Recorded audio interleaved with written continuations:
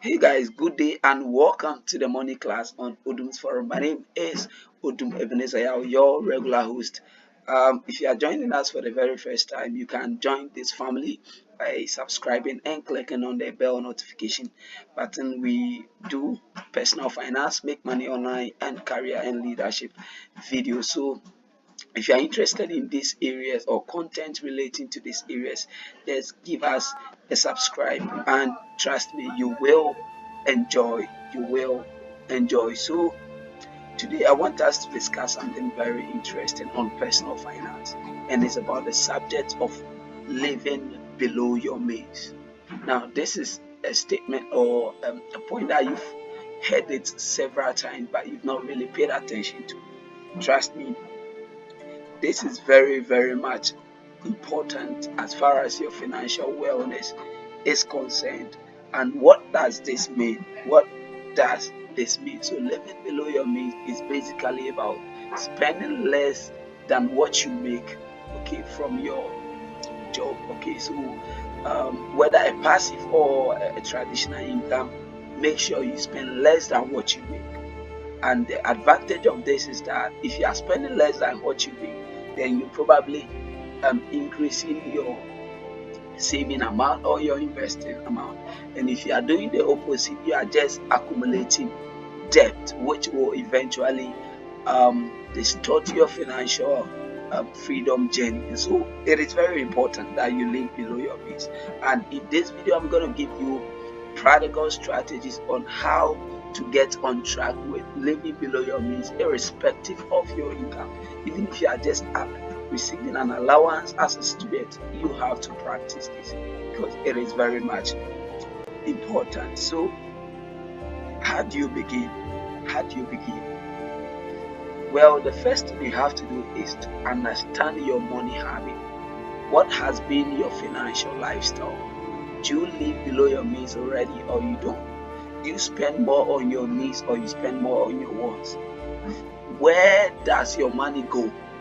Do you, at the end of the day, are you able to tell where your money goes, or you just sit down and wonder where your money went? So you should be interested in your financial lifestyle, and you should know your current financial lifestyle. How do you know this? Well, if you are somebody who transacts more on mobile money, for instance, you can download your mobile money statement in a month and then look at where exactly your money went. And so it is very much important. Before you begin this journey, you have to understand where did your money go, instead of wondering where your money actually went. So your financial habit, you must know that. You must know that, and that will help you decide on the next thing you have to do. And so after knowing your financial habit, the next thing you have to do is to be a warrior with your finances. You need to get a budget. You need to be the soldier on your finances. Don't just be too lenient with yourself when it comes to your finances. You have to be a warrior. You need to be a soldier. You need to get a budget. And a budget is basically going to help you tell where your money actually went, instead of sitting down at the end of the month or at the end of the year wondering where your money went. So with your budget, you have to decide on your income. You have to define your income. You have to get your expenses and differentiate them well, your needs and your wants, and then allocate accordingly.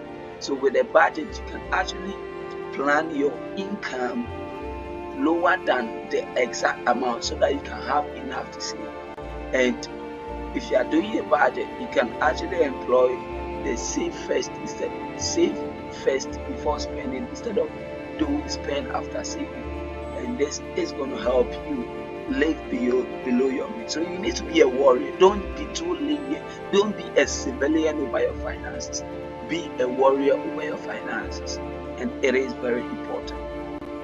Now the third thing is you have to look for ways to reduce your spending. Now, the Parkinson's law on money and the reason why people fail to save money is very much true. The Parkinson's law says that no matter what amount you earn, your expenditures is going to rise and equate and even exceed. And this actually proves the economic ideology that resources are limited and our wants are unlimited. And so the things that we want to have to make our life better is unlimited. We always need something new, but then the resources to acquire them are limited. And so you always have to be extra cautious about reducing your spending. Other than that, you end up even accumulating debt. You end up spending more than what you make. And so you earn a particular amount at the end of the month, and then you realize that your expenditure has one way or the other exceeded. And before you realize, you have already created a debt.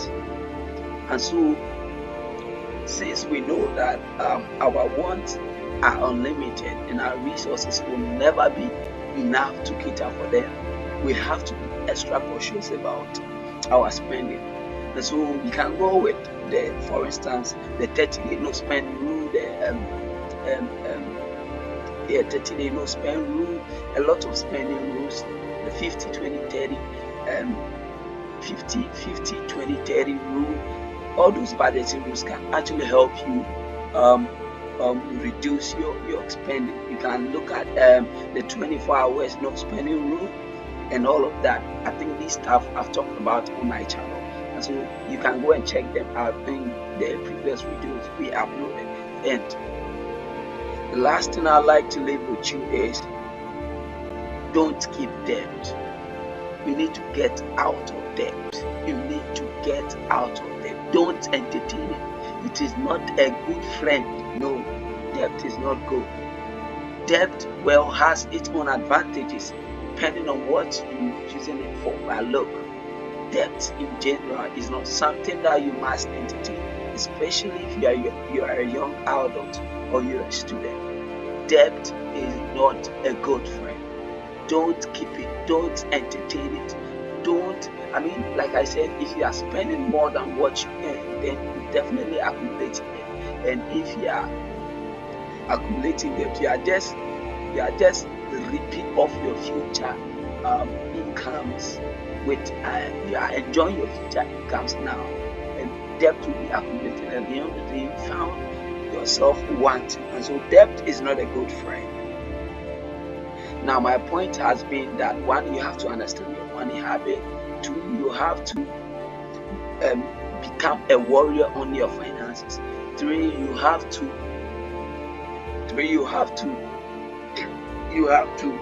look for ways to reduce your spending. And lastly, you have to avoid debt as much as you can. As much as you can. Avoid debt. Avoid debt.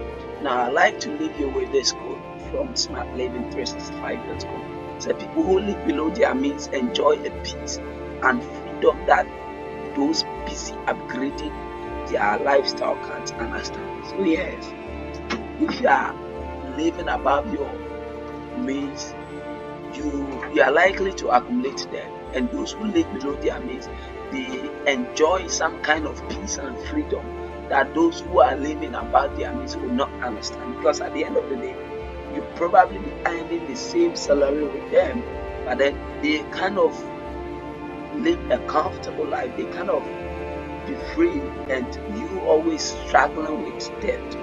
So that is very, very much important. And I bet you that if you're able to live below your means, you're gonna attain that financial. You're gonna achieve that financial objective you intend to achieve. Once again, this is ODOOM'S Forum, and this is a financial literacy channel, one of the fastest rising financial literacy channels on YouTube.